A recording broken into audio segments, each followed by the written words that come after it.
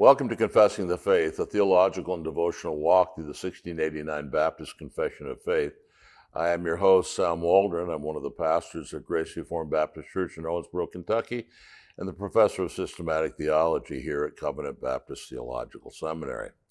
Today we continue to consider chapter 19 of the Confession, which takes up the great biblical and Reformed doctrine of the law of God. The most foundational assertion regarding the law of God, chapter 19, is found in paragraph 2. It reads, "The same law that was first written in the heart of man continued to be a perfect rule of righteousness after the fall, and was delivered by God upon Mount Sinai in 10 commandments and written in 2 tables, the 4 first containing our duty towards God and the other 6 our duty to man." Here the confession teaches the substantial equivalence of the requirements of the law written on Adam's heart with the 10 commandments. Last time we saw that the Bible confirms this teaching very clearly in Romans 2:12a and verses 14 and 15. But further proof of this may be obtained from those passages which support the statement of the confession that the law that was first written in the heart of man continued to be a perfect rule of righteousness after the fall.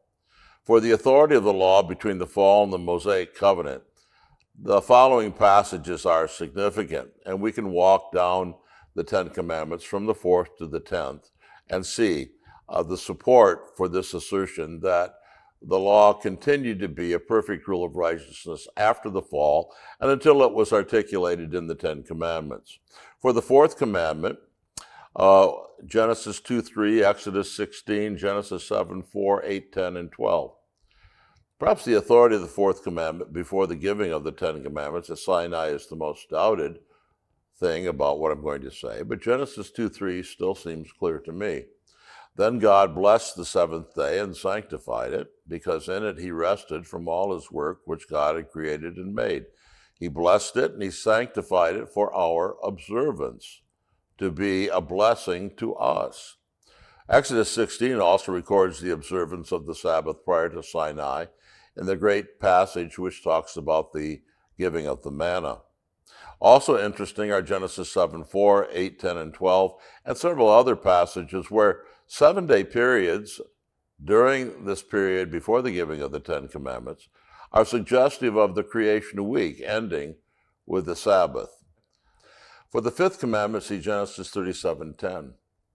For the 6th commandment, "Thou shalt not kill," see the account of Cain's murder of Abel, Genesis 4.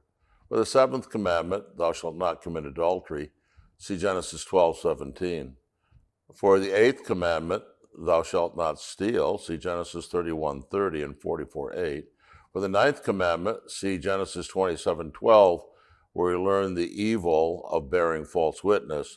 And for the 10th commandment, "Thou shalt not covet thy neighbor's house or thy neighbor's wife or anything that is thy neighbor's," see Genesis 6:2 and Genesis 13:10 and 11.